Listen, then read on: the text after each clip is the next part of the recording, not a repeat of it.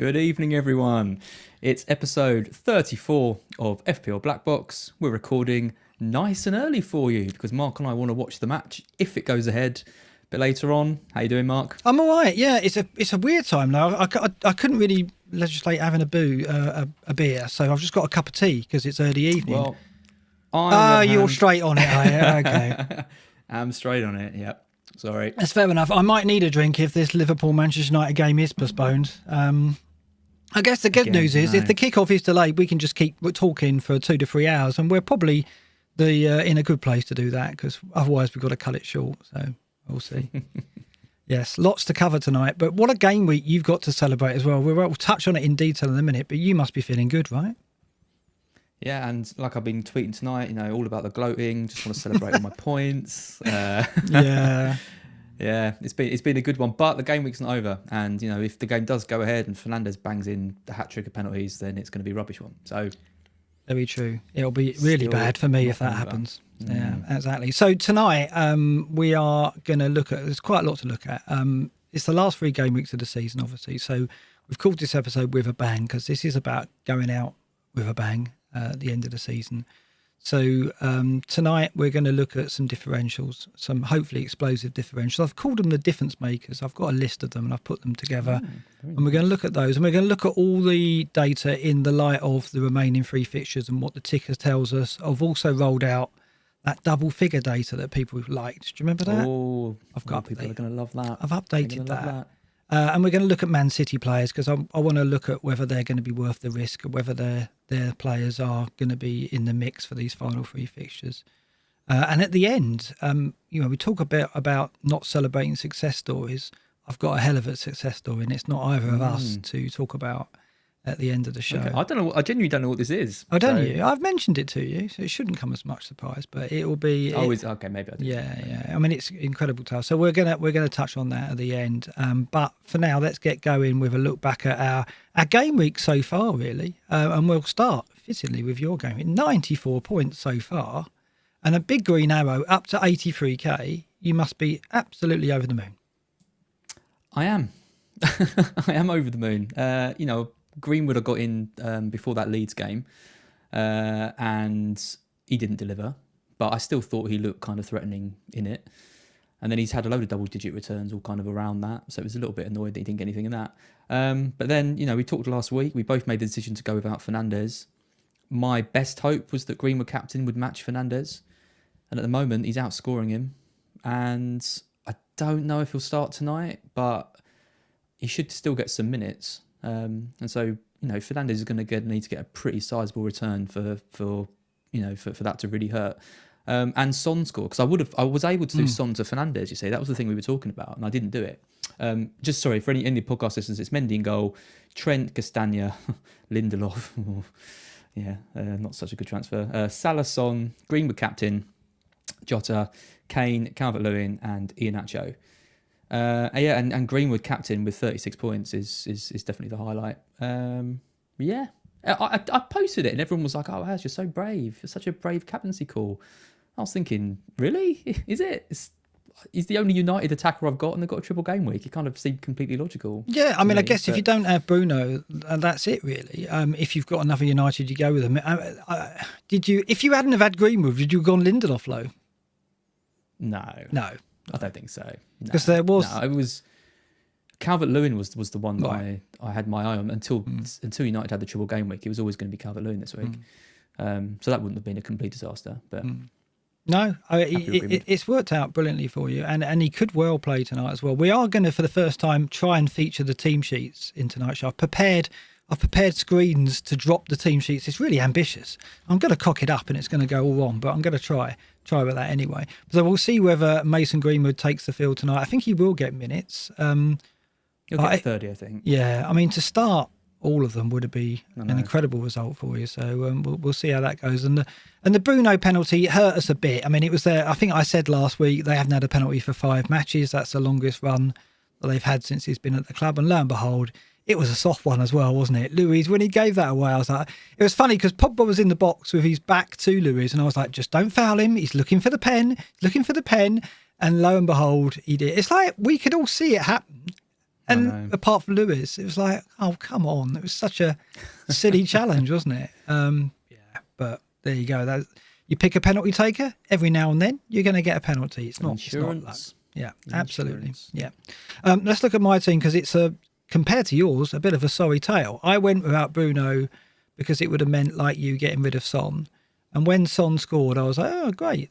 I'm up on the deal. Bruno's going to have to pull something out of the bag. And obviously he has with the penalty, and he could hurt me even more tonight. I think the problem for me was always next game week. And so not only, as I said last week, is it a hit for this week, it would have been every hit I take this week, I've got to repeat again next week to get the United players out. So I don't think I'm much out of pocket. If I'd have gone Greenwood, obviously I'd been better off. But at the moment, unless Bruno scores again, I should be okay. I should look back on it and think it's not been that much of a disaster. 69 points, though. Mendy with the lucky penalty save. Oh, my word. Oh, my God. Really fortunate. It took me a while to even work out whether that would be classed as a save. You had to think about it. I was like, well, he's literally just sort of poured it out of the air, and is that a save? Does that count? But yeah, it does, obviously. Yeah, which was good. It was crazy, wasn't it? So I got off to a great start with that unexpected clean sheet, obviously, as well. So yeah, Mendy, Dina, Alexander-Arnold, and Shaw. Shaw was my hit. Came in for Rudiger, which sounded okay until Holding got the clean sheet last night at Chelsea. So yeah. But, we discussed it, didn't we, a couple of days before, whether to play Holding or go for The thing with me and Lindelof was that I just saw some chance of potential. I think we all kind of knew they'd probably all play 2 or whatever and have their minutes managed. But what if he played 3? What if he got 3 clean sheets? What if he got 30 points? I was willing just to kind of risk it for that, and I didn't have any faith in Holding. I didn't expect them to get a clean sheet. No, I thought the West Brom game would be a good one for them. I didn't think for 1 minute that Arsenal would get the clean sheet at Chelsea. So I was going to play Holding it ahead of Rudiger. So I think this is a loss for me. Obviously, it's the -4 plus the holding point. So I've got to hope that Shaw either gets me an attacking return tonight or does something against Fulham that pays some of it back. But we'll see. It's them to debate. It's like you say, we wanted to invest in we were almost seduced by it, weren't we? Always 3 matches. We've got to have a ticket in the lottery, haven't we? We've got to. Not having Bruno, I needed to go in with somebody. So in the end, I went Shaw, who's a player I've been coveting ever since he turned into Kevin De Bruyne at left back, which is what he's been for a while, isn't it? So he's fun to watch. He nearly scored at Villa as well. So, I'll get some fun out of it. Well, triple game week. I know, exactly. Elsewhere in midfield, Salah's my captain on 12 at the moment. Lingard 1 point. That's the big foul, I guess. I could have gone Lingard to Greenwood. Son 7, Jota 3, Iheanacho the 9, Calvert-Lewin the 9 so far, and Kane 2. I'm not aware of how Everton are getting on at Villa at the moment. Is it 0-0? I haven't checked that one. So I think so. Yeah. Okay, 0-0. Fair enough. I've got Dino and Calvert-Lewin. So 69 points, not good, but I've got a few more points to come hopefully today. And you never know, Salah might get a hat-trick. Never know. He never does well though against United. And Luke Shaw always marks him out the game, so I'm not expecting too much, but we'll see. We'll see how that goes. Hopefully the match goes ahead. I'll take that at the moment. So yes, great in the good league. I've kind of fallen behind Fabio now. What am I good? 22 points behind him going into today's games. Whether I can catch him up, I don't think so. So it's all going to be about the final 3 game weeks and whether I can catch him up. And worse still, Magnus is breathing down my neck. Absolutely, I can feel him. He's very close now. He didn't have a great game, 73 points, but he's closing in and he's still got the bench boost. What's he going to do with that now? He's 30 behind you, right? Yeah, but the bench boost is worrying because you've got to think, what's your average bench boost for today? He's going to get at least, 12 to 20, somewhere around there, isn't he? 15, I'd say. Yeah. It's a pretty good return. Yeah, exciting. It's going to be close. And also Andy's pulled away from me a bit as well. So the final day stream where we're both neck and neck might be in jeopardy unless I get my act together. You had a brilliant game because you said I have the lowest score in the league and you've got the highest other than Tom Freeman, who come in with 97 at the moment. But Joe's still ahead of you. He got 92 with his bench boost, so you haven't called him up. So still relegation is a real concern for you. You're not out of it yet, are you? But yeah, well, we talked about all the chips and stuff people had last week. So to be having a good game week at this point, I'll take, because there's a lot of chips being played, bench boost, triple captains, all that kind of stuff. It's amazing. Look at all those Brunos, 2 Salahs, all those Brunos, and I was the only one who went for someone a bit different. So yeah, it's another kind of successful differential captain, really, for me. So I'm quite happy with that. Everyone in the league went Bruno captain apart from myself, who had to go Salah, and yourself, who went Greenwood. And Neil. Neil went for Salah. Oh, yes, there's Neil in there. I didn't spot him. Yeah. Good old Neil. Yeah, you can rely upon to be a maverick, or is it not maverick, it's just bad management because we didn't have Bruno, basically, isn't it? That's all I said. Let's not call it maverick. Let's look at, what tonight's game hopefully will go ahead, because I want to just pick up on something which was posted on the community by our friend Legamani again. Not really hugely relevant, but I think it kind of sums up what a bizarre season we've had, which is a nice little list of all the postponements so far this season, which kind of underlines what a crazy season it's been, and it's still going on as we record this, with the United Liverpool game hopefully not being postponed, the latest. But look at that graphic. Look how many matches we've seen postponed over the season and what we've had to cope with. It really does sum it up rather nicely, just how chaotic it's been, hasn't it? Yeah, and and it's been such a tough season. It really has. I mean, like somebody said in the chat, the wild card for me has kind of turned my season round, because up until that was a real struggle. But yeah, if you are not doing very well, I mean, just don't worry too much. I mean, some things you just can't legislate for. It's just been, not even that. I mean, even stuff in games has just been crazy, and all the players that you wouldn't have thought could deliver. I mean, when Gundogan is Man City's top goal scorer, it's a weird season. That's all I'm going to say. Yeah, and we had that kind of scare in the first few weeks that, oh my God, penalties are going to break the FPL. Do you remember that? After 3 weeks, we were like, what's this? We just pick penalty takers and that's it. I mean, luckily that kind of normalised over the season. But it has been odd. And so, yeah, I think if it's your first FPL season and you found it quite a roller coaster experience, that's mainly due to the type of season we've had. It's not always like that, as we've said before. So well done in particular to the individual we're going to focus on at the end of the show, who is having an incredible first season, but despite all this. Another chart I want to show, which is from our friend Ragabolly over at livefpl.net, is this one here. It's not chips remaining. That headline is wrong. What this is active players going into game week 36. And this is quite interesting because I was being all smug about, I'm not going to take hits for this week. What I'm going to do, I'm going to rely on my team being a few moves ahead of everybody else going into game week 36, thinking that everybody else would have to take hits galore. And then this graphic came out and I'm like, oh, maybe not. Maybe everyone's going to be okay. And maybe I got that completely wrong. This graphic basically highlights that most managers, even without Forster, who is expected not to play, will have around 9 players available. I mean, in the top 100, it's 8.9 without Forster.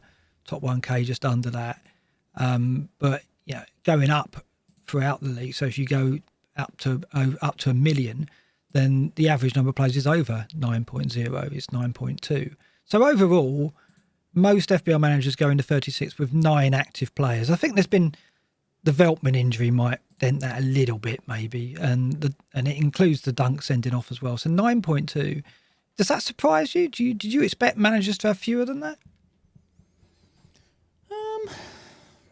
I don't know. I guess so. I mean, it's when you look at the teams that are out, I guess you would, right? Because Chelsea and Leicester obviously have big teams, but Chelsea really, other than what Rudiger and Mendy and maybe Azpilicueta, I mean, no one's got likes of Werner and Havertz and Mount and all those guys. They're in some teams, but they're all quite rare.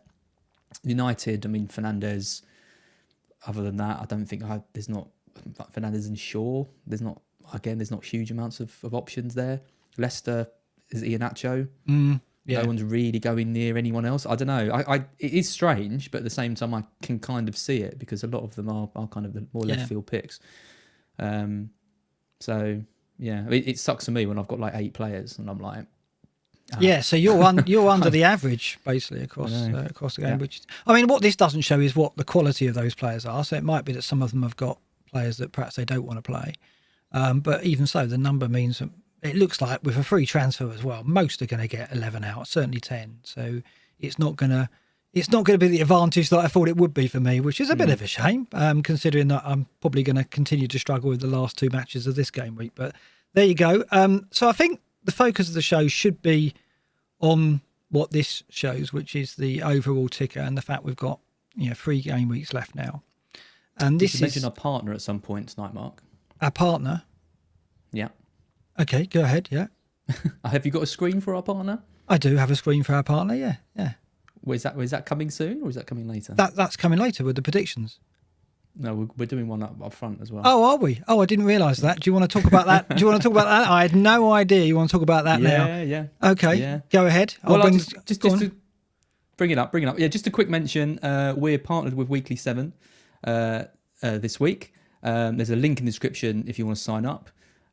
Essentially, you predict 7 correct scores over 7 different matches, and if you get all 7 right, you win £1 million. Yes. And when you say it, it sounds easy and it sounds like no problem, but I know from our predictions that we do every week, it's not that easy. It's a completely free game to play, 18 plus, UK only. What would you do with £1 million? I've not thought about it really. I've not thought about it. It's quite difficult, that, isn't it? I don't think it's a problem I'm going to have to think about, to be honest. I don't think I'm going to get 7 scores right, given that I average about 50% on the outcomes, let alone the results. 50% outcome, I know. Yeah. If it was all Wolves games, I'd be fine. I think I'd have a chance. Because I'm pretty good at that. You're quite good at the actual results, though. You definitely nail more than I do. Yeah, okay. That's not so much. No. Sorry about that. I didn't read the script, obviously, there. You didn't read the script. No, it's fine. I did tell you. We'll look at them again when we go back to the predictions. But just to mention as well, you get a £5 Uber Eats voucher. Oh, yes. I'm more excited about that. Predictions. I know. Than the £1 million. I'd rather have the Uber Eats, I think. Yeah. Although we don't have Uber Eats up in Cambridge, so they need to sort that out. Yeah. If you want to play, it's weekly7.app.link/blackbox, our affiliate link, so you can use that. And we'll be doing our predictions as normal at the end of the show, so you can see which games are included. And one of the 7, it's free.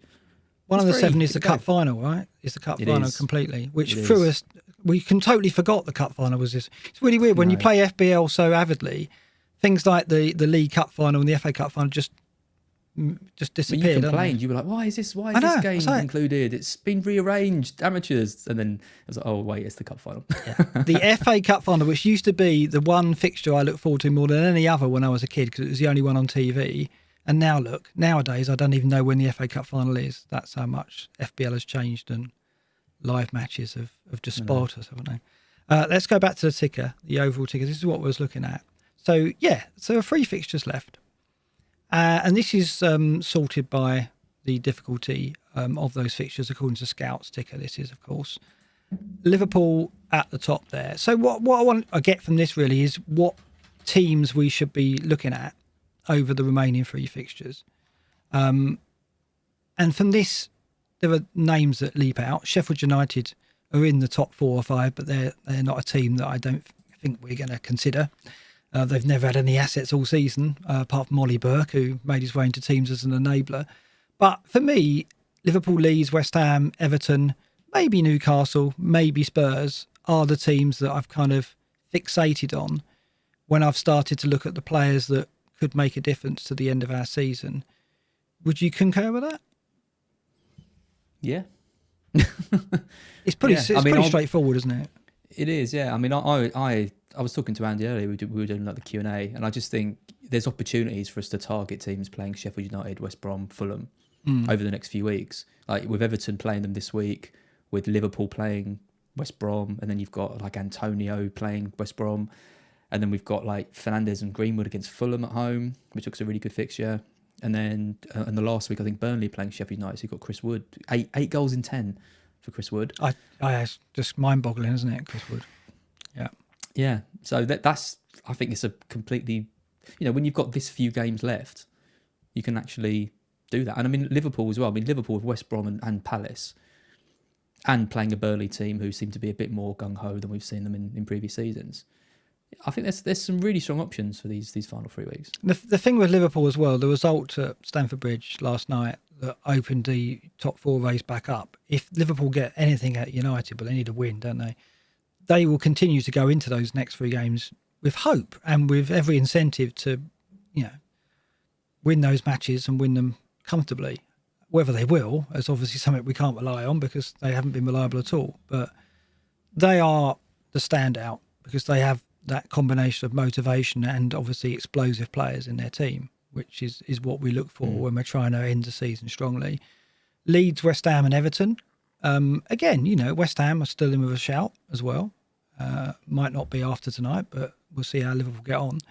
But yeah, I mean, Everton, West Ham are at least competing for European football. And Leeds, I think, are, you know, Bielsa's just trying to push on. He won't let his team relax. So I think we have got some teams here to look at that are in a position to give us positive football over the remaining 3 game weeks, which is perhaps something that positive football. Yeah, I think so. Like that. That's a new Well, one. we don't want that term on the beach or on the golf course if you're Gareth Bale. We don't want it to fizzle out, do we? As FPL managers, we want to be able to think that the final 3 game weeks are like any others. It's a level situation. We haven't got to think of teams taking their foot off the gas. And I think with the teams that we've mentioned, hopefully that isn't going to be the case. And Andy asked me a good question. Well, it's from the chat. He doesn't deserve any credit. It wasn't his question. But the question was, 37, there's going to be fans back in some of the stadiums. Right? Yeah. So does that give a bit more of a impetus to because I mean, look at Newcastle, Sheffield United. I mean, Newcastle fans are so angry with everything that's going on anyway. But I don't know. You've got to think that the players will want to give them I mean, it's been a very difficult season for them, and I don't know. The likes of St Maximan could be someone in that week who really gets a lift from all the fans there. West Brom, like Pereira again. You know, relegated, but he's been absolutely still smashing it. Might just take it on himself to, I don't know, the home games in 37, are they games that you might want to target a bit, or do you think that's maybe looking a bit too much? Yeah, I think there's something in that, and certainly final day I look at Leeds at home to West Brom as well and think that surely is going to be a celebration of their season, and I think it plays there's no away fans there at all. Bamford for that game, right? Well, that's right, that would probably be in my thoughts, and I think we can play to that. How it will turn out we don't know, but it's certainly something we can try and play to. You know, the fact that the home teams in 37 and 38 could have an advantage. We don't know. It's speculation, isn't it? What we've seen over the season is the home teams haven't had any advantage at all. In fact, it's been the other way round. So I don't know. It'd be difficult to... There's no certainty that it's going to switch because there's crowds there, but it's a factor to play for, like I say. Yeah, I mean, and the thing with Newcastle, and the only reason why I'm not more enthusiastic about them, I think, is Callum Wilson's injury, which has taken him out of the equation, and he would be the obvious target because he's a forward, and you know, if anything, forwards are probably, with Iheanacho missing 36 and having difficult fixtures in 37, 38, you know, there's a slot there that we could have looked to Wilson to fill, whereas Sam Maximan, midfield slot, more difficult, I think, to find a place for him. Yeah, I'd love to get rid of like Jota for him, but risky. It's hard to justify, isn't it? Yeah, so I think when they've got Palace at home. Yeah, I mean, we can in the last game. We can try and read Klopp's rotation, but that's not, you know, that's not something we ideally want to do. So I think most people with Jota at this point are probably going to keep him. For me, with Son and Kane going into the final game, it might be one of those two that makes way, depending because of Spurs' motivation now. What is it? You know, their top four's out of reach. It's difficult to say whether they're going to go into that final game at Leicester event with, well, they have nothing to play for other than pride and European spot in terms of Europa League, I guess. But is that something they want to play for? And you know, with the Kane future as well, it's just difficult to read, isn't it?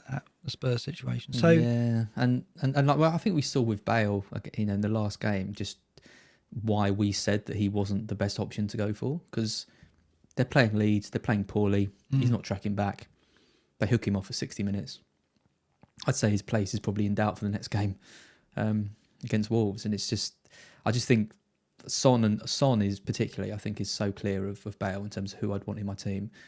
Kane has blanked now in 2 games, seems to be dropping back deeper again and doing that annoying thing he does where he wants others to come into the game. Very irritating, being a team player like that for FPL teams. So, I mean, I honestly think if I was going to really, you know, say I was 200k or something and I really wanted to push for the 100k, it would be Kane that I took out rather than Bale, rather than Son, sorry. If I wanted to take a punt on Bale, which I don't. But yeah, I think because I'm seeing a lot of people talking about Son or Bale for this kind of run. And I just think Son and Salah are just must.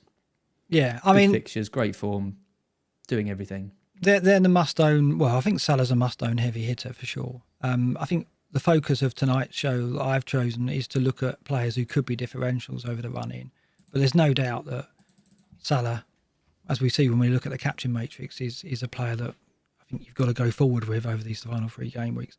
So I think those teams are the ones we're going to look at, and they're the teams that I've highlighted in the data.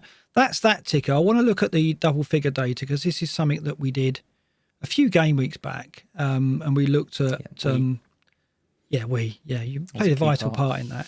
So I wanted to get this kind of data, which was the double figure hauls over the season for players.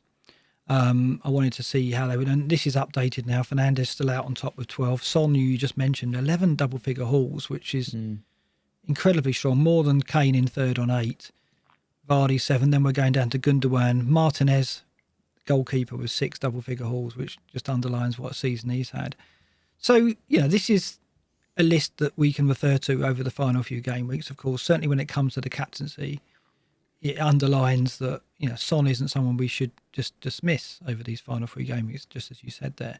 But I think the beauty of this was when I developed it further and we started looking at the teams that have allowed double figures.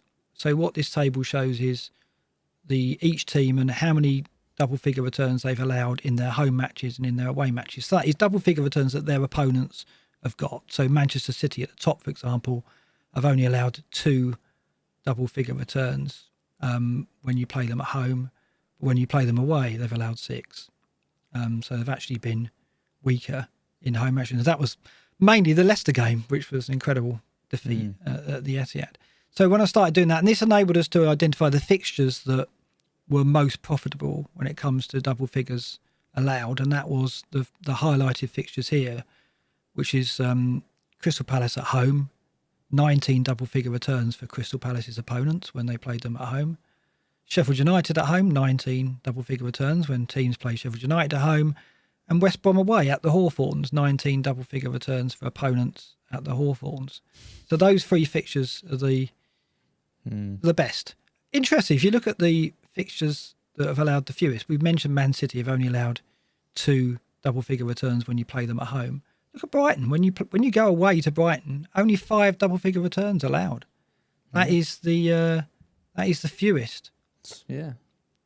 Other than that Man City fixture. Yeah. It's a metric that I don't think will make it onto Sky Sports. No, but it's interesting. But for FPL wise, I think it's absolute gold. And what do you think about Brighton this week? Because obviously we've got no Veltman, no Dunk, a lot of investment happening in Antonio.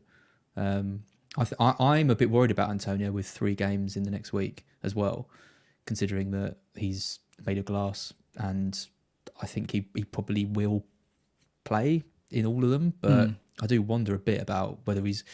You said it, I remember you saying it right at the start of the season, one of his first games back. Every time he runs for the ball, you're just worried that something's going to twang, something's going to go. So, I don't know. I still don't think this Brighton game is that good is a good game for West Ham. No. Even without Duncan and Veltman. I think it's not just our defence. It's we can see a few goals because of the way we play. We're a possession-based team. We're like City. We control the ball. We make it hard. You've got to properly win the ball back and counter on us. And there's a good shape to the team. Everyone plays in different positions and fills in. It's not just about Duncan Veltman.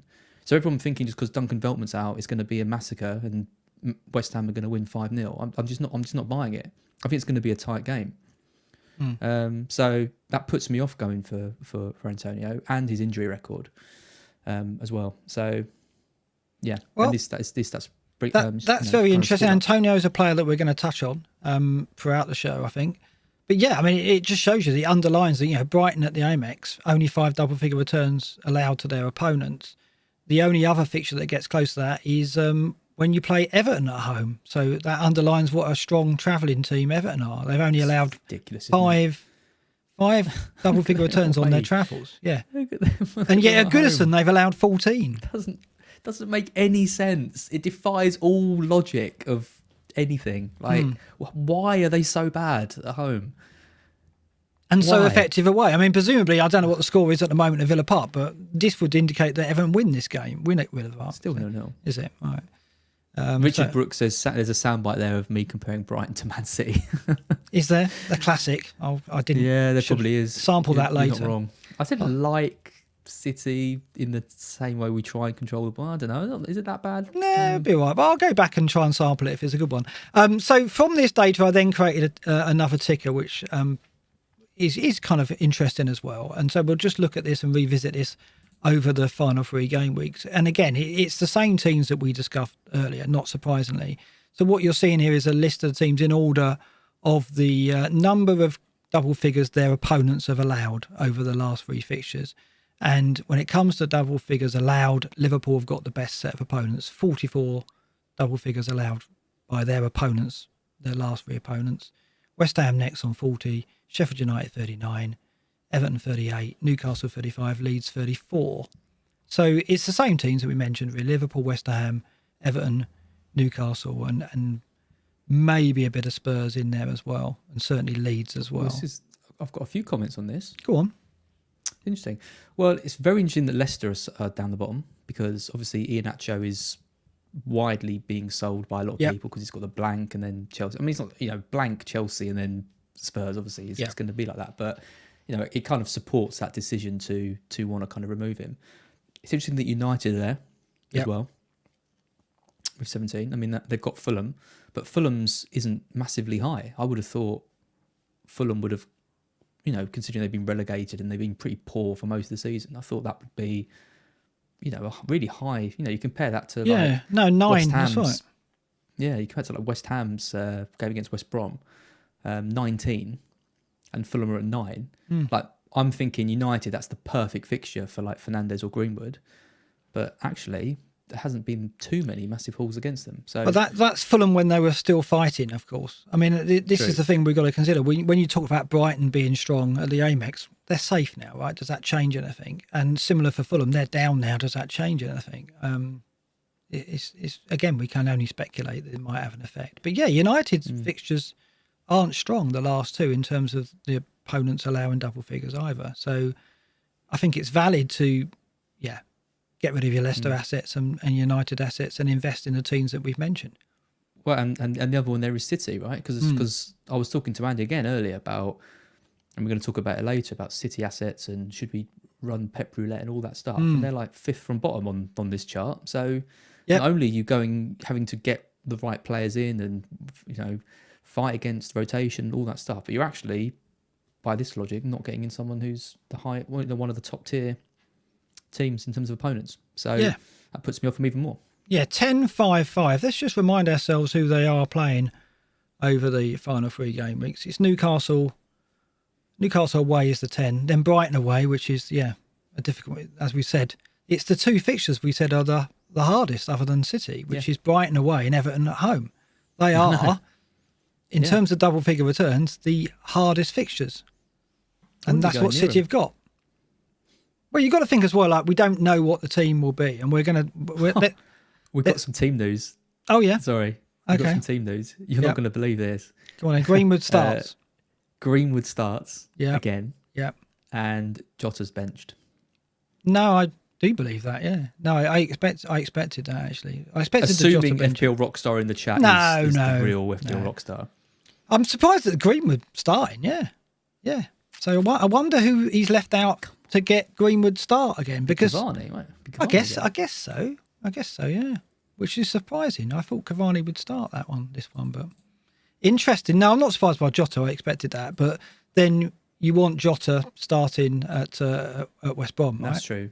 Yeah, that's true. It's Greenwood. If Greenwood gets another goal, this could be. Yeah, I'll be celebrating your success in a great way. Definitely. Right.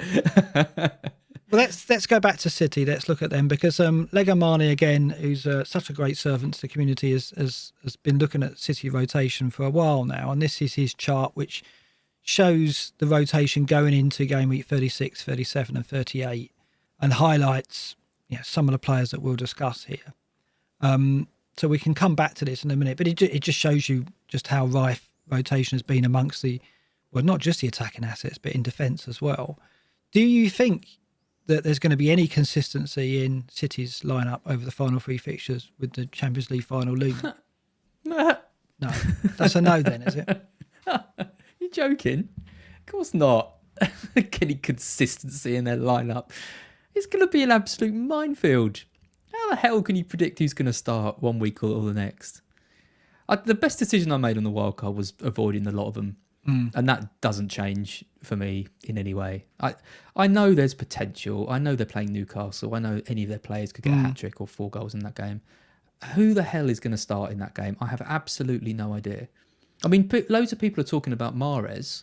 Yeah. I think Mahrez could hit a big haul between now and the end of the season. But I think he started like 2 in the last 6 games. Well, it says here, look, let's have a look. He has missed 3 of the last 6. Yeah, so he's missed 3 of the last 6. Yeah. Okay. The last 7. Sorry, he has started 4 of the last 7. So he missed the Gameweek 35 game against Chelsea, and he missed the 34 against Palace, but he played in between that. He played the PSG game. So he's missed the 2 Premier League games around the European tie. He is certainly not... No, there's no degree of certainty with any of them. But, I mean, when you look at the data, and I put some data together here, which is... No, he started 2 of the last 6. Yeah. In the Premier League. In the Premier League, yeah. Yeah, but Legamani's data was all matches. Yeah, in the Premier League, yeah. Exactly. That's terrible. Yeah, but there's no distractions now. The next 3 are all Premier League, right?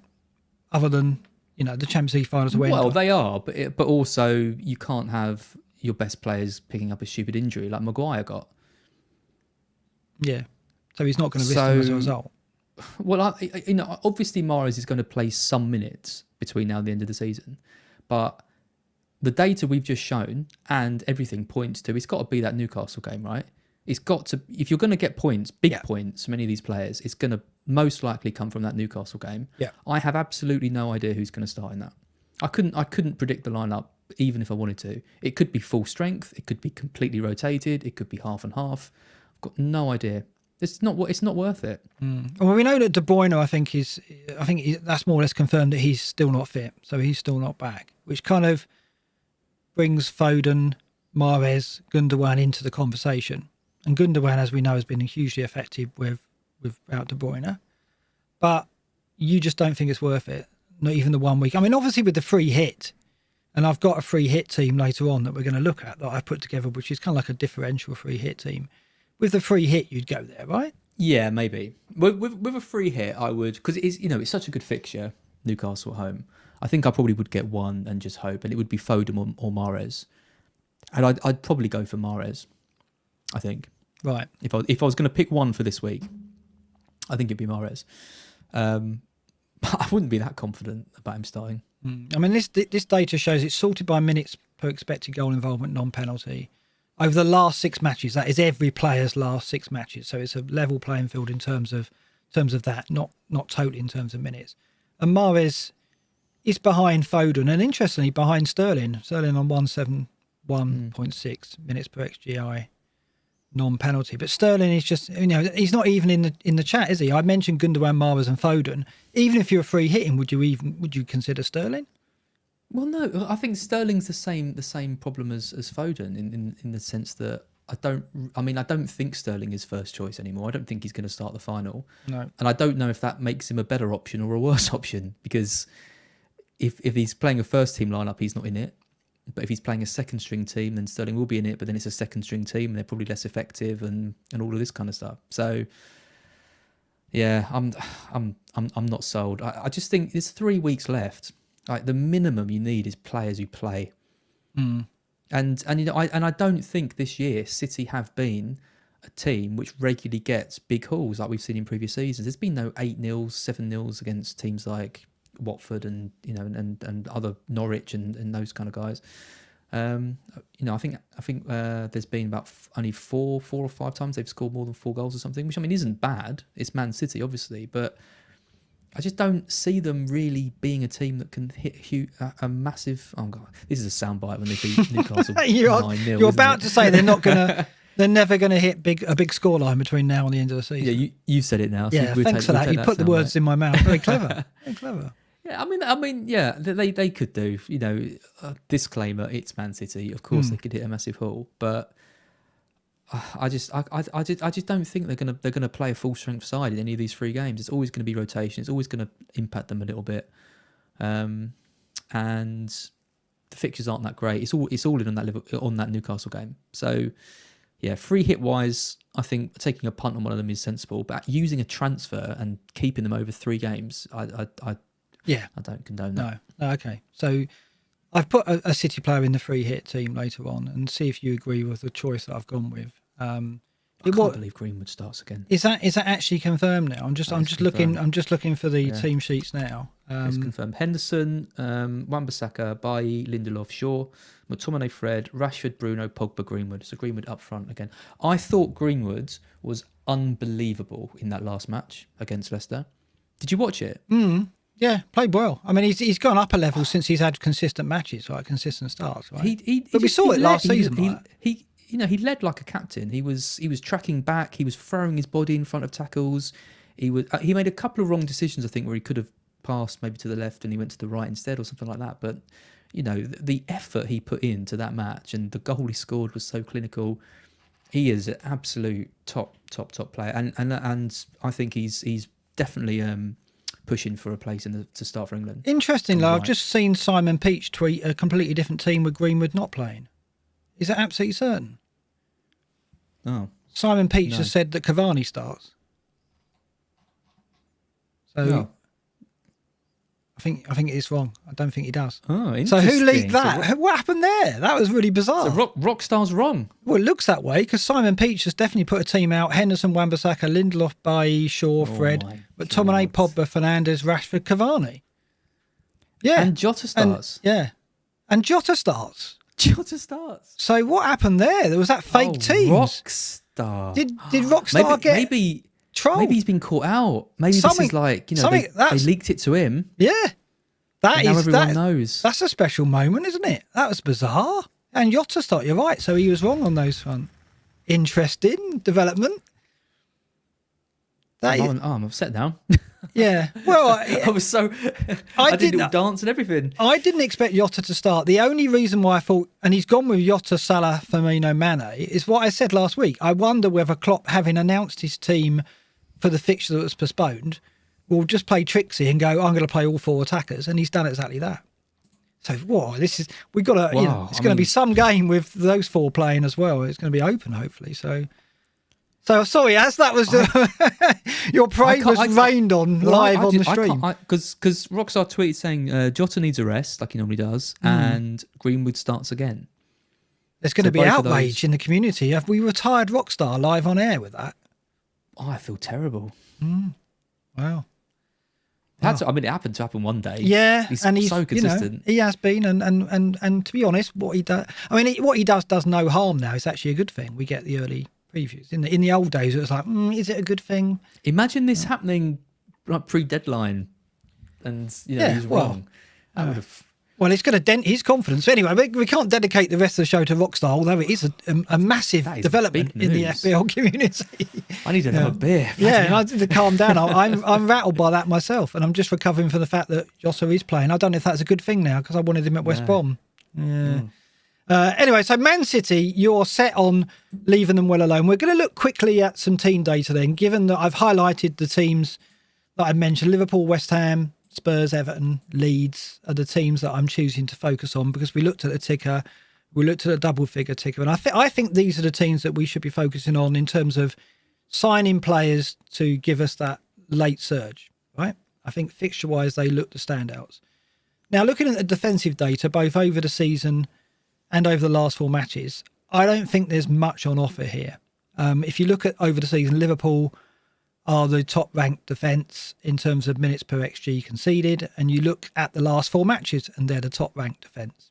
But we're really only investing in their defence for the attacking returns, aren't we? I don't think we get their players, whether it be Trent or Robertson, who is one of the differentials we can look at.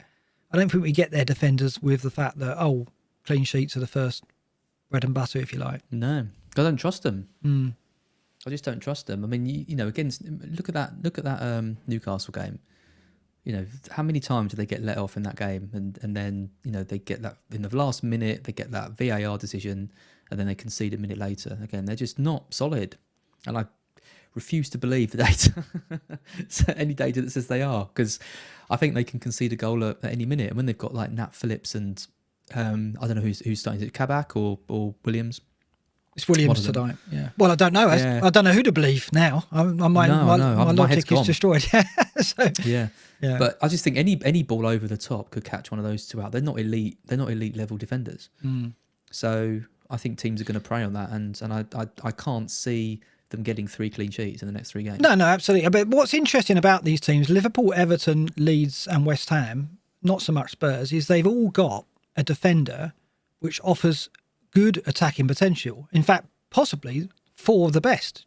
Trent at Liverpool and Robertson, Dino at Everton, Dallas at Leeds, Creswell at West Ham. Arguably, I've just mentioned the best attacking defenders in FPL. So that's what's interesting from the defensive data. Forget clean sheets.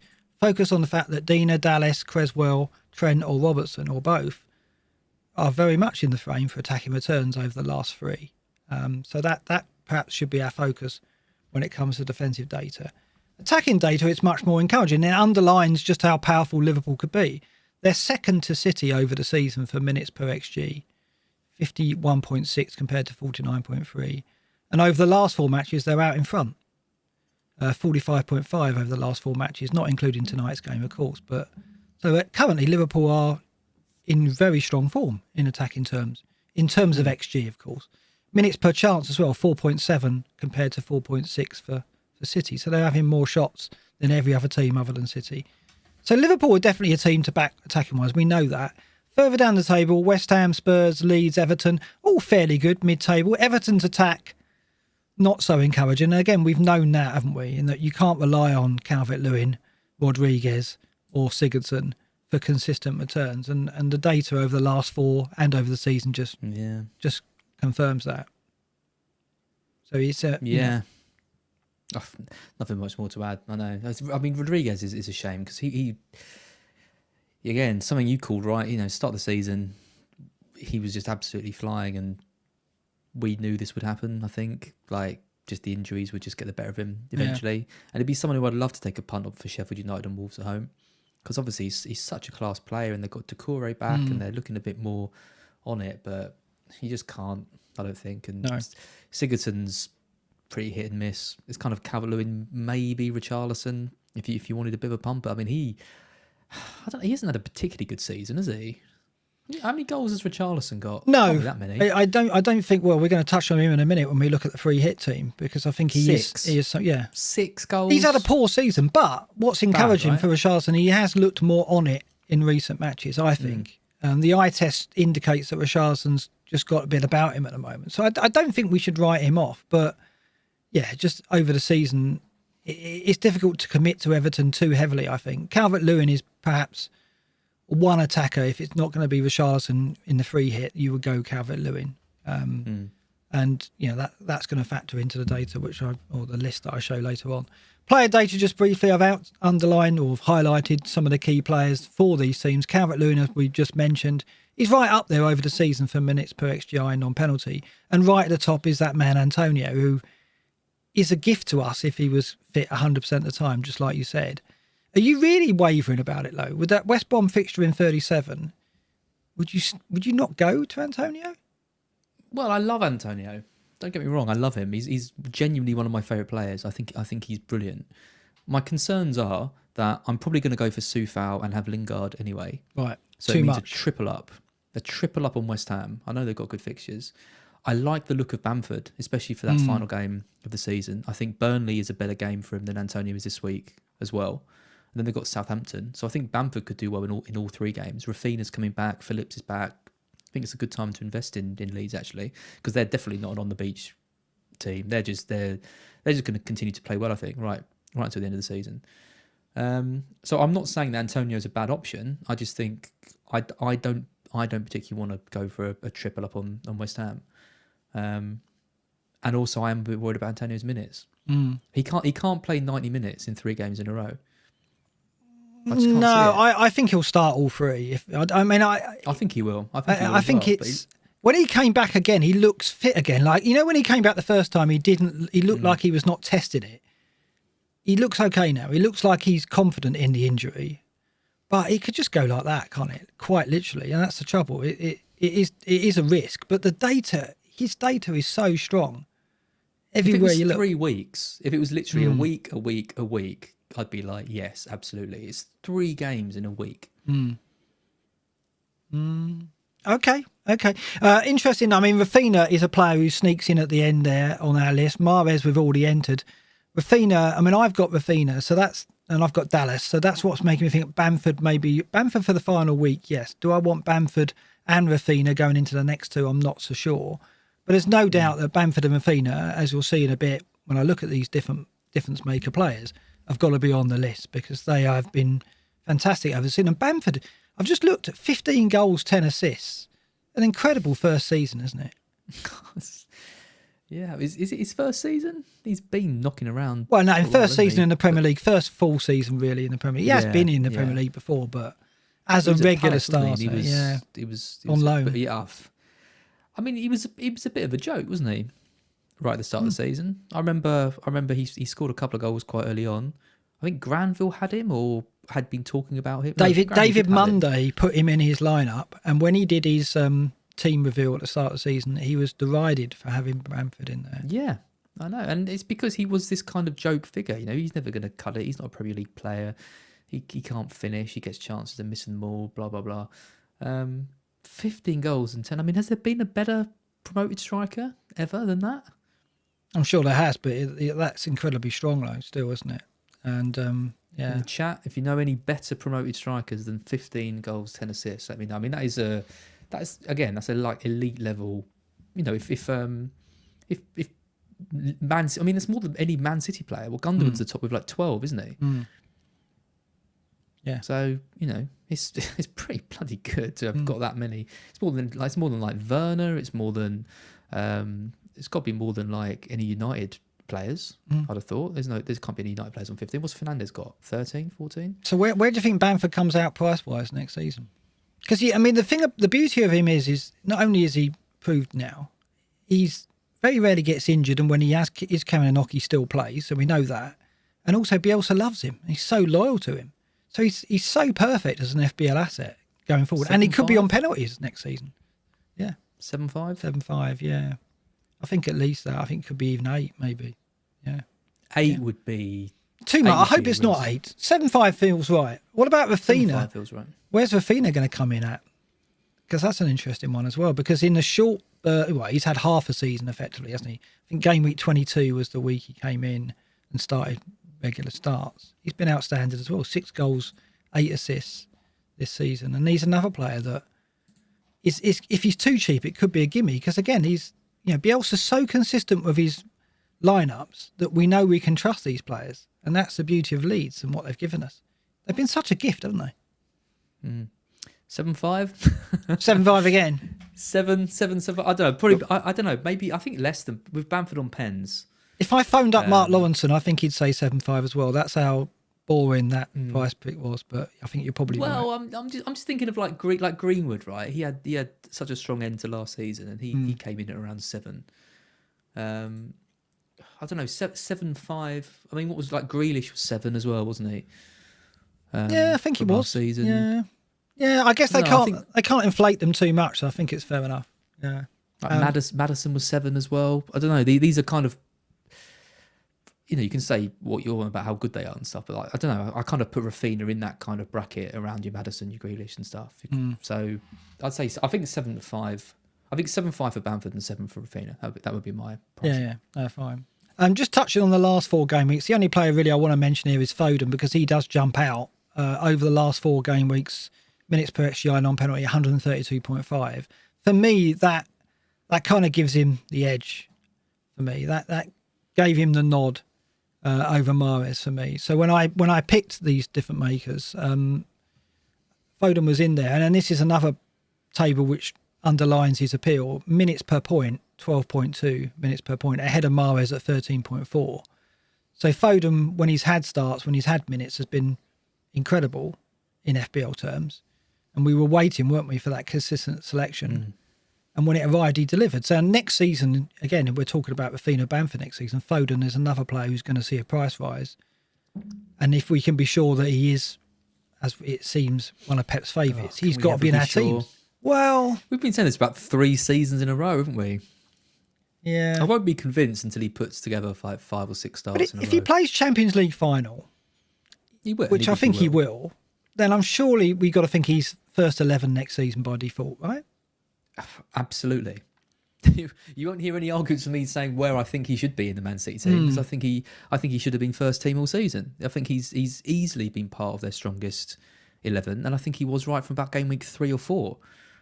But it just didn't happen. I mean, you must think that he would be next season. Absolutely, I completely agree. But you never know. So I mean, he's going to be a shoe-in, I think, if he's kindly priced. So these are the players that I've listed that I think could be the difference makers for those looking for a spike in rank over the last 3 game weeks. They're playing for those teams that we've mentioned. Most of them are differentials. Calvert-Lewin comes in with an ownership of 31%. Dallas is on 27.7. So they're high. Dina's on 11%. Dina effective ownership in the top 10k is 27.9 for Dina, and Calvert-Lewin's 31.5. So hardly differentials, but I still think if you get those players in, they can help your rank. But a lot of these players have got low ownership. I mean, we talked about Antonio, 5.8% ownership over the entire game, 0.3% effective ownership in game week 35 in the top 10k. So that's what appeals to me as well with him. And when Bamford low as well, 3%, I guess. So I think this list is actually really low for Bamford, right? Yeah, it's really. That shows how much he's been sold, and he's been getting a couple of early subs, but he's still done well, like from where people sold him. I mean, another pretty big score against Spurs in the last game. But it's because he's a cult hero this year for me. Bamford. It's because though I think he probably will be him on the wall, not Greenwood. It's because basically the top 10k just evacuated all their, went Iheanacho, they went Kane, and and Bamford made way, didn't he? And Rafinha as well, 0.2% effective ownership in the top 10k as well. Very low owned going into these final 3 matches. I can't believe Dallas at 6%. Yeah, 27.7 over the season, but his effective ownership for game week 35 was 6.2 in the top 10k. Really interesting, these stats. Yeah, and I think it gives you an idea of. I mean, the top 10k is not where everybody is at, but the top 10k are active players, so their behaviour is mirrored elsewhere. Sure. I think, right? They're definitely active players. Well, surely the majority of top 10k are active players. So when you look at someone like Dallas at 6.2%, although his overall ownership is 27.7, I would suggest that active players, a lot of them don't have him because they got rid over this period for the double game weeks and so on. So he's got to be a key player going into the season as well. Who leaps out for you there? I've put Willock and Sam Maximin in there. Yeah. No, I know they were a stretch, weren't they? But look at Willock, 17.3 minutes per point. When he's played, he's done brilliantly for them, hasn't he? Yeah, I mean, we talked about those precious midfield spots. I still think Sam Maximin would be the one that I'd go for if I was going to pick either of them. I don't really want either of them. I was genuinely really looking at Callum Wilson. I was thinking, with the games they've got, and obviously they've got City, but then 2 good games after that, I was thinking Callum Wilson could actually have quite a strong end to the season. Injured completely takes him out of the equation, which is a shame.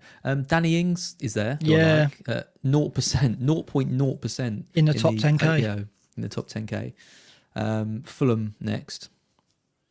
So good game for him. I think he's got to be playing for a move because he's too good to be at Southampton. Sorry, Southampton fans, but he's perfect. He could be a backup striker at any team in the Premier League. He could be backup striker at City. He could go back to Liverpool.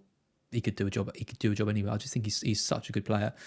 So I do quite like the look of him. And Soufal at the bottom. I'll be getting him in this week. And at the moment, he's doing that brilliant thing where they're conceding, but he's still getting attacking returns. His crosses from the right are so strong, aren't they? He's like Reece James now. He's really developed his delivery. No. And he's been unlucky. He's hit the post twice, I think, in the last couple of games. And I always remember that thing when he was through on goal and he missed it. But yeah, he's a good player. For West Ham with the fixtures they've got, The Brighton game, I think they're gonna struggle to break us down, but I think we'll also probably struggle to break them down a bit. I think it's gonna be a really tight game. Yeah, well, it's interesting that Ings does so well. Minutes per point, 15.1. Had he not had such an injury-strewn season, which I guess maybe he's cursed to have those forever, but he would have been a star asset for us based on that. Yeah, and you're right. And he was last year. For me. Him and Grealish really completely turned my season around. So I've got a real soft spot for him. 8.4 is a pretty big price, but it kind of feels a bit like we've all got quite a lot of budget at the moment to maybe play around with, especially if you've sold Fernandes. You might only have one heavy hitter, like in Salah. And even if you're downgrading someone like Vardy, because you don't want him, I think Ings could be a really good pick. Yeah, no, absolutely. And what you said about he could be a striker at any top flight club. I mean, if Spurs do lose Kane, surely Ings has got to be on the list replacement, hasn't he?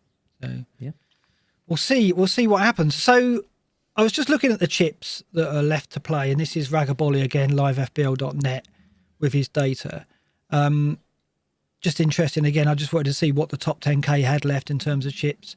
So bench boost, 95.8% in the top 10k have used their bench boost. Over the game as a whole, it's 48.6. Free hit, 97.5. Over the game, 61.9. Triple captain, 99%. 67% over the game. And 97% have played their wild card. So still 3% of the top 10k haven't played their wild card, which is quite surprising. So there are some free hits in play. And so with that in mind, I put together a free hit team for 36 with the idea that I would opt for differentials rather than go for players like Salah and Trent, players that, you would certainly be in the mix. But I went for a differentials only squad. Wild card free hit team. Yeah, kind of. So just for those on the podcast, it reads Ederson, McCarthy, who is expected to play, Dina, Robertson, Dallas, Vestergaard, Phillips, Sigurdsson, Mane, Foden, Bale, Rafinha, Antonio, Richarlison and Bamford. And I think the next graphic is probably the best way of showing it in terms of the alternatives. So this is the differential 11 will be Ederson, Dina, Robertson, Dallas, Sigurdsson, Mane, Foden, Bale, Rafinha, Antonio and Richarlison. And then in the table, I've given you the kind of swaps. If you wanted to play safer, you'd obviously go with Alexander-Arnold over Robertson. You'd perhaps go Jota over Sigurdsson, Salah over Mane, Son over Bale, Kane over Antonio and Calvert-Lewin over Richarlison. So you can mix and match this according to how risky you want to be. But I think if you've got your free hit and you want to push up, there's some players there that could help you do it, right? I like it. I like it a lot. There's some players there who I don't know if I would consider for my own team, like Foden, like Sigurdsson. Can you go back to it so I can see it again? Yeah, absolutely. But then I think there's a lot like I don't like Calvert-Lewin hasn't, again, at the time of talking, he hasn't scored. And like you said last week, he's a player who can be frustrating at times. And if you think Richarlison's got something about him and is looking better, then I don't think Richarlison over Calvert-Lewin. I don't think you're going to get massively burned by that. Calvert-Lewin might get a goal or something, but Richarlison I think could do well against Sheffield United, and it's that rolling the dice, right? It's all down to what your kind of targets are for the end of the season. If you kind of just want to see it out and start again next year and stuff, then there might be a few two punts too many. But if you do really want to kick on, I mean, Mane, if he's rested tonight against United and going into West Brom, I think he's a really strong pick. Rafinha's back. No one's going to have him. We know kind of what he's capable of. Someone like Robertson going for I quite like the idea of a Liverpool defensive double up, going for Trent and Robertson and Salah rather than having Jota. I think there's some good picks here. I think there's a lot of scope for using the free hit effectively in this game week, and I think there's opportunity there with City obviously playing Newcastle. Don't think many managers are going to jump in on City unless they've got the free hit or the wild card. So yeah, there's opportunity. So we'll see what people can do with it. So it was a bit of fun putting that together. So that's fair enough. You could think to yourself, City, they've now got their longest break before now and the final. Just won the league, playing at home. Do they just go full strength? Yeah, I mean, let's go back to Lega Mane's fixture crush. If they do, and you're in a free hit, maybe you do just go Mahrez, Gundogan and Diaz or Cancelo. Yeah, looking at this chart that Lega Mane did there, you're absolutely right. They go into this Newcastle game with a long break, from the Chelsea game. And they've got a decent gap then between Brighton and Everton as well before the Champions League final. So, I mean, I think Late Riser was saying that he feels that they're going to play the team that's going to play in the final is probably going to play Newcastle and Everton, because Pep's a believer in rhythm. There'll be a couple of changes, right? I'm sure. I think they will go mostly full strength. Also, they're not at home against it because they're away. I think they will go mostly full strength, but there will be a couple of omissions. But like I said, I don't think many managers are going to take a punt on it unless they've got the free hit or wild card. No. So you could even get Foden this and is the Mahrez. one. Yeah, it is. It's the best fixture of the three at the best time because it's the first one of the three. So if you had the free hit, would you double them on City? Would you go Foden and Mahrez or Gundogan? Would you do that? I mean, you could do it and have a strong bench, because we've seen with Pep, he loves to talk about how he wants more subs and then doesn't make 3 subs. So I think you could go for Foden and Mahrez, and because you're not going to have Fernandes there. Who have Spurs got? They've got. Have they got Wolves? Is it Wolves? Spurs. There we go. We've got Wolves at home, Villa at home, Leicester away. So yeah, okay. So you probably do want Kane and Son or Bale and Son, I think, in that one. I'd probably go Bale and Son and save a bit more, save money there, and then go for Mahrez and Foden, and then have someone decent on your bench who can come on. Because like your free hit team shows, you've got some good options at quite cheap prices. Like you could have Rafinha on your bench as a sub. Oh yeah, I mean you get him on. That 11 cost less than 100 million. I did that. Yeah. For less than 100. I think it's like 90, 98, 97. Yeah, exactly. So money's not an issue to get a good free hit team together. So yeah, it's going to be really interesting for those without chips like us. We could lose ground. My free hit. I know. It's so. I really thought I was playing them at the optimum time, and yet since I played it, there's been 2 or 3 game weeks where I've gone, if only. Yeah. And I think that's quite interesting. Obviously, the issue is this season, as we saw when we looked at the postponements, is like no other. So do you think that there's still a lesson to be learned on the free hit, or do you think it's just this season it's been a bit crazy? I think we played it at the right time. There was all the COVID stuff going on. There was we knew we prepared for it, right? Like that's the thing. That's the beauty of having a free hit and using it that early, is you kind of know it's coming, and so you prepare for it. And I think one of the problems was that it just wasn't a good week in terms of, we had Sterling missing that penalty. We just didn't have many big hauls, did we? I mean, if we'd hit a big haul on that free hit, we'd be like, oh, it was perfect. We planned for it. And maybe. It's just been a very unpredictable end to the season. I mean, look at United getting a triple game week and then a blank. I mean, it sums it up.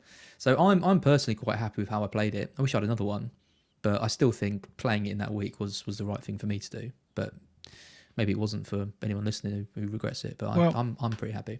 We'll do a retrospective obviously in the summer and look back on it. But it's been an interesting one with the chips this season for sure. Right, predictions. You want to talk about the partner again, don't we? We will mention our partner again. Yep, weekly 7. Yeah, I mean, I said it all before. Like it genuinely is a free game. 7 predictions, £1 million, and the free £5 Uber Eats voucher every time you do your predictions. It's funny. I know exactly what I'd do with that. I wouldn't know what to do with £1 million.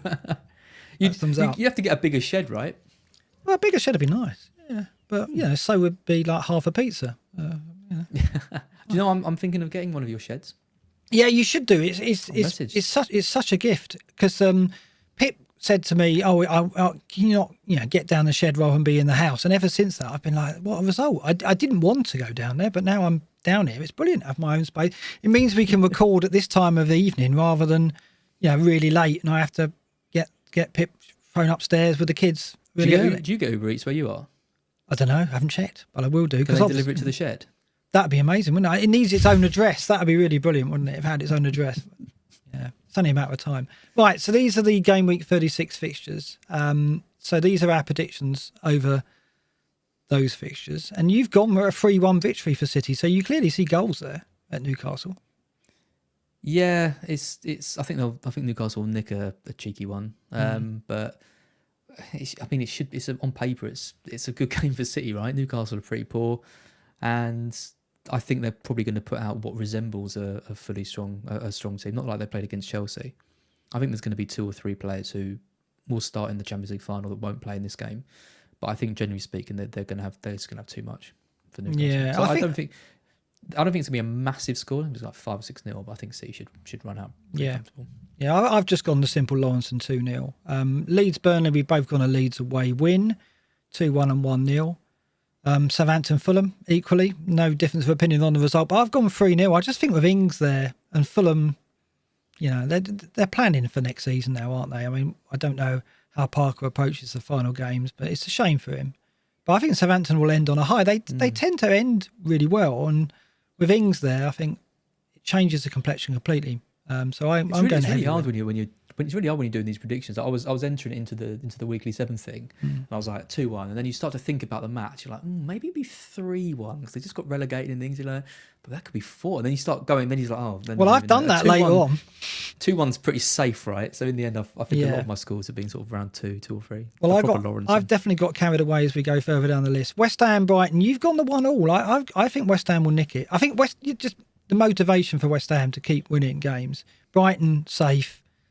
Don't have that motivation. I do think West Ham are so dangerous on the counter as well. It's going to be an interesting tactical match. I'm not very good at predicting Brighton scores though. I got those Leeds ones so wrong. So no, yeah, I think tight. I think there's not going to be much in it. I think 2 goals is the max that I can see in that game. I think it could be less. I think one team could win it 1-0. I think it should be quite an even game. I'm actually really looking forward to watching it. I think it should genuinely be a really good match. Yep. FA Cup final. Who cares? Brighton v West Ham. Is it the FA Cup final? Oh, it is the FA Cup final. Yes. Oh, I'll remind myself again. Palace versus Villa. Not many goals in this game, that's for sure. I've gone 0-0. You've gone the 1-0 Villa. It's just Grealish is fizzle back. out. I know. Yeah. He's played 25 minutes, which is why I. Right. Yeah. It's good to see him back. I thought he might be because there was comments saying that he was training again. So I think they probably just have enough for against Palace. Martinez on for a massive haul against Night. Another double digit. Ruined it. I should be celebrating other people's success with Martinez, shouldn't I? But find it difficult. Sure, there'll be a few people tweeting about that. Spurs versus Wolves. I've gone a heavy victory for Spurs. I don't know why, because they've got little to play for, perhaps. But I just don't have any faith in Wolves whatsoever. I think they're not ending the season in great shape, and I think Kane still has the golden boot in sight. Son's playing well. Bale in a home game. I've gone 3-0. You've gone 2-1. Have I gone mad there? Yeah. Yeah. Don't really trust either of them. Well, look at the next one. You've gone 3-0 Liverpool. I've gone 4-0. I mean, Liverpool just haven't been making those scorelines, have they, in recent matches at all, for as long as I can remember. No, but I've got more faith in them away. Yep. And I think I don't know how West Brom are going to respond to now just being relegated. Sam Allardyce is going to be, his first relegation. He's going to be, I don't know, he's going to be angry, upset, both. Don't really know. I think Liverpool have just got so much to play for now. Like if they win the game in hand, they're 1 point behind Chelsea. And Chelsea have just had that ridiculous loss against Arsenal. I think if Liverpool win all 3 of their games, I think they nick it. I think Chelsea will drop a point. Probably against Leicester. I think Leicester. Could be a really tight game. Yeah. So Liverpool have got to win, and I think they will. And Everton, Sheffield United, we've both gone wins, and again I've gone heavy. I don't know why. I mean, at Goodison they've been awful, but you've gone 2-0, I've gone the 3-0. Again, it's just down to Sheffield United, just like the Liverpool scorelines down to West Brom. Sheffield United just conceding so many chances. I was going to put 3-0, and then I remembered Everton were at home, so I went down to 2. Yeah, logic is sound, probably.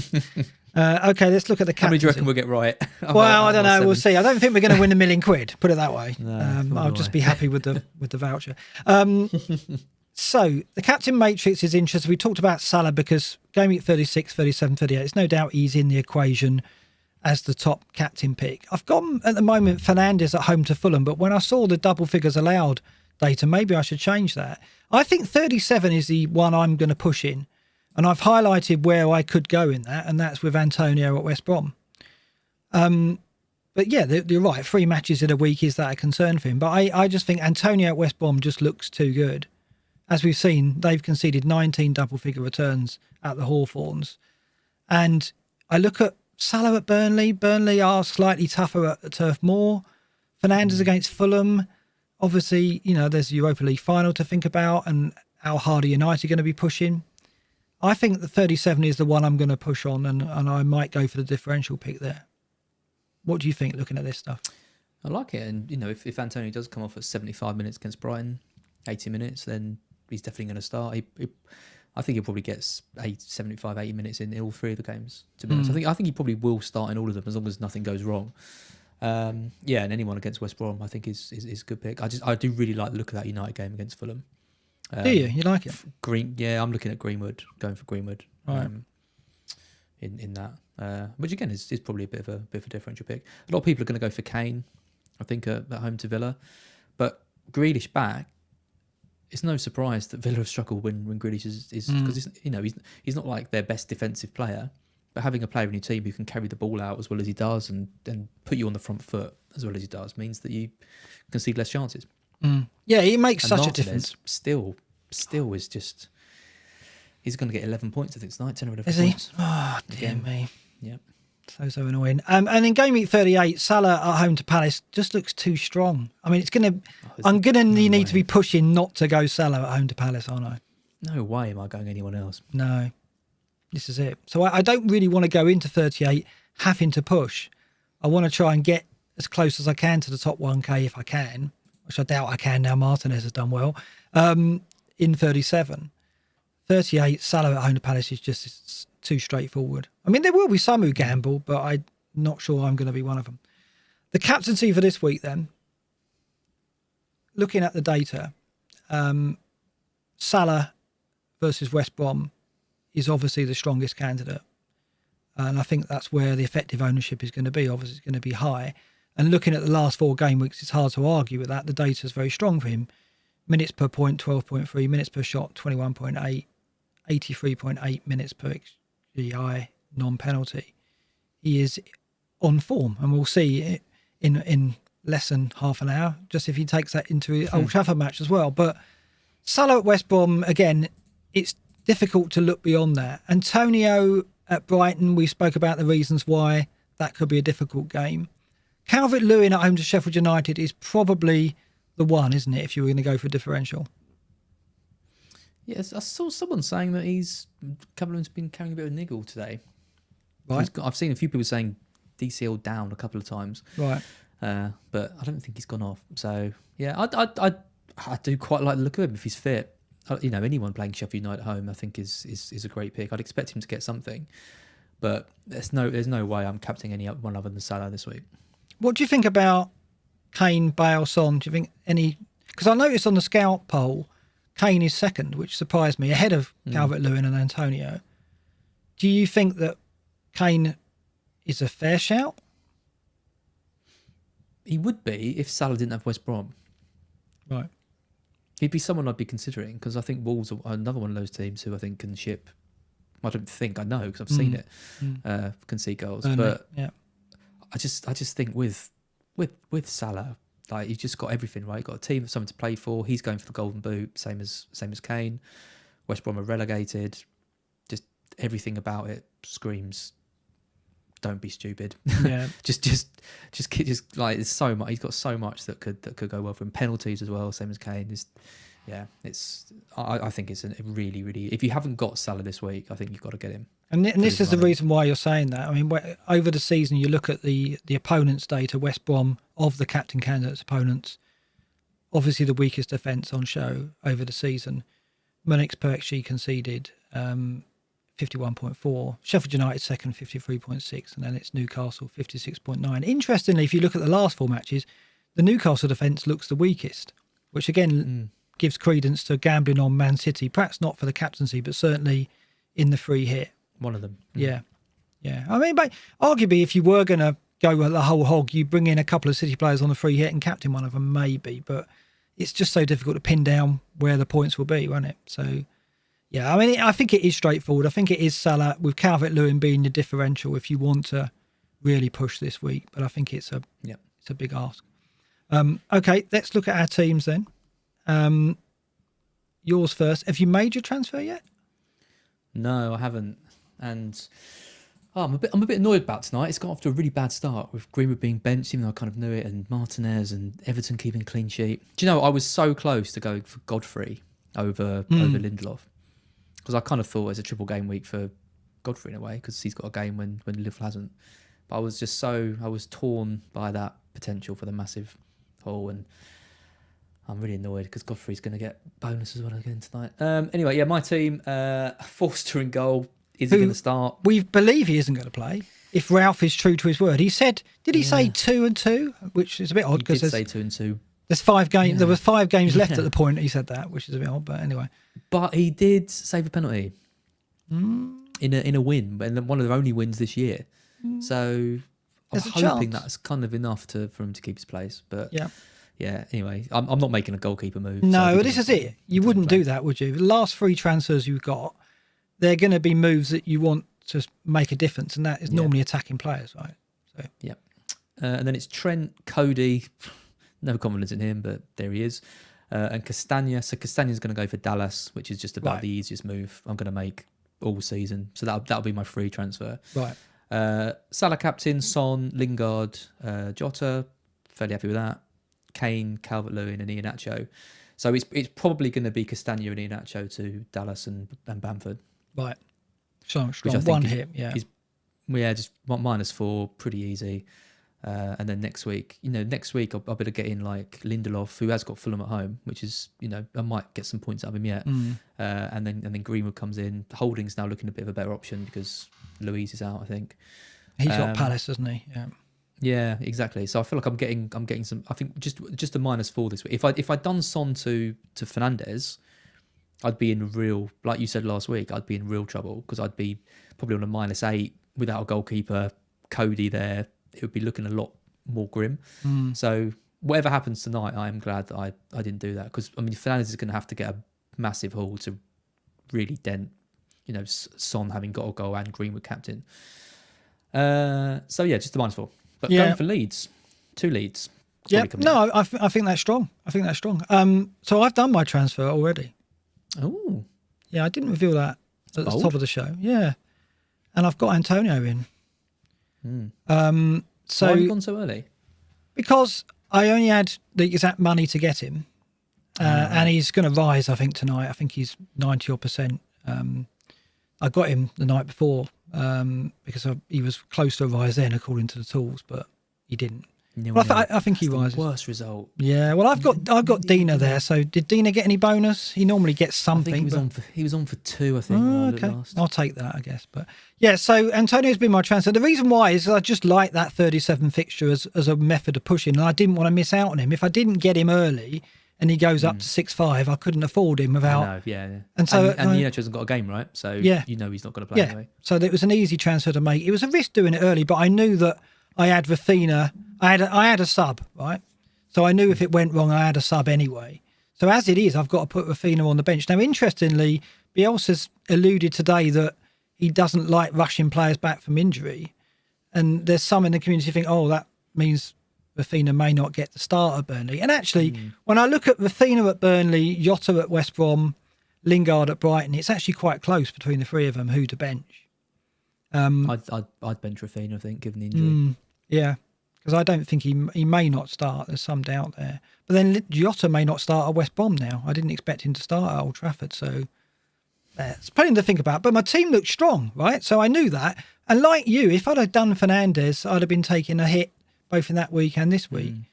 But was it a mistake? We'll soon find out. I think my rank at the end of this Gameweek 36 will reveal whether it was a mistake or not. If I get a red arrow next week, then I've blown it basically by not really pushing on the triple game week, which maybe I should have done.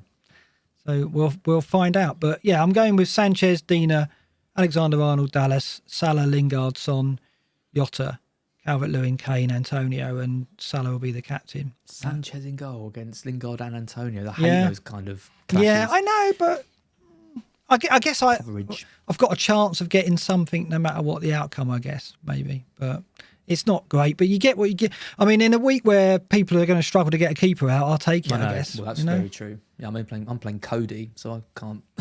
Cody and Forster, so I can't knock you too much.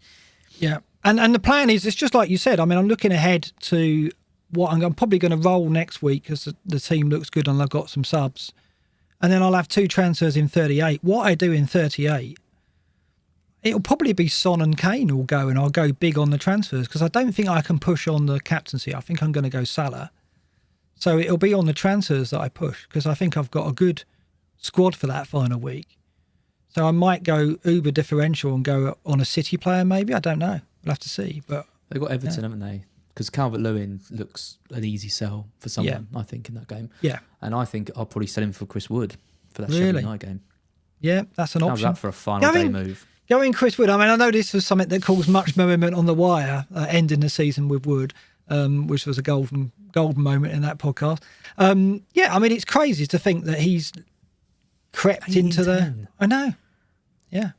I captained him last year, I bought him for 1 week. Don't give me that because I know that you're not a fan of Chris Wood. At the start of the season, when we were talking about Chris Wood in our starting lineups, you were like, you can't go, Chris. You can't be serious. And now look at you, talking about getting him in.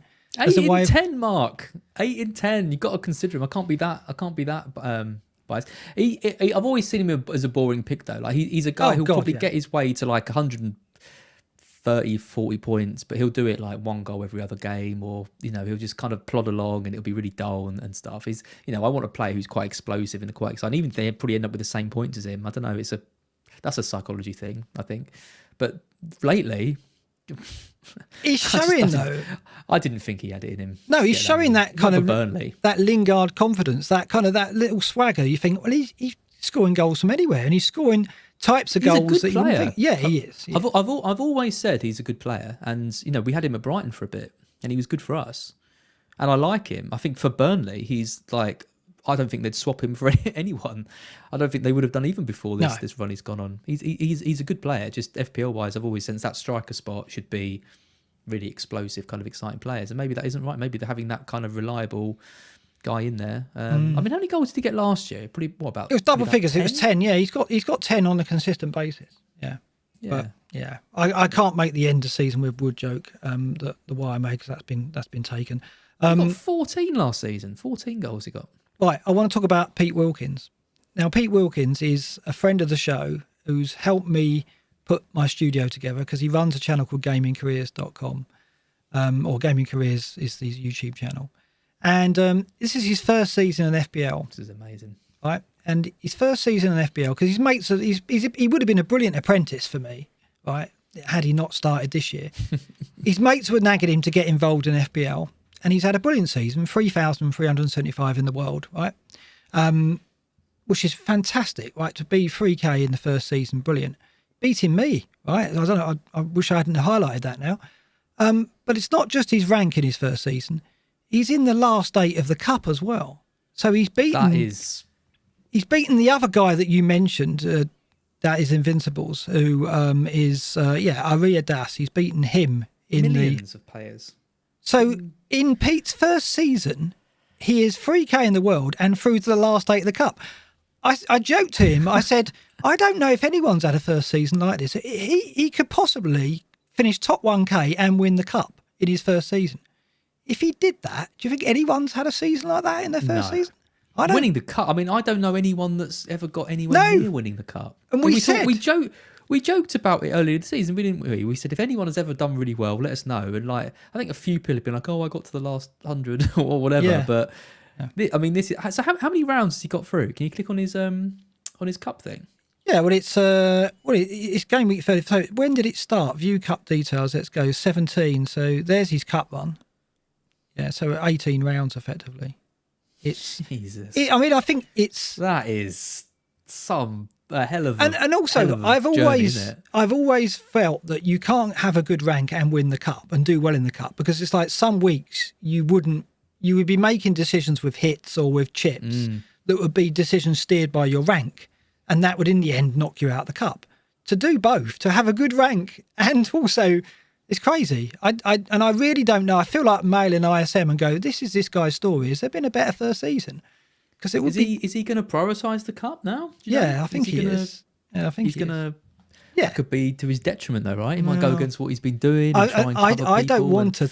I don't want to influence him in any way. No, don't. I just wanted to give him credit for what an amazing debut season. And I said to him, look, we'll have you on the show. If he makes the final, we've got to have him on the show. Is he winning this round? Yeah, he's through. He's winning by miles. Like he's 93-72 up, and he's got Bruno captain tonight and Green. I don't think the other guy can catch him. And the other guy bench boosted, so he beat him. I know. Yeah, it's some achievement, Pete. So well done. We're right behind you. And go on, Pete. Yeah, I think unofficially you're having the best debut season in the history of FPL. All time. Yeah. Yep. Oh God, talk about an ego boost. Yeah, it is. But who says we don't celebrate success? There you go. Well done, Pete. Yeah, it's a good one to celebrate. A very, very good story. And we'll carry on that over the last few game weeks. Hopefully he's in the final and in the top 1K as well.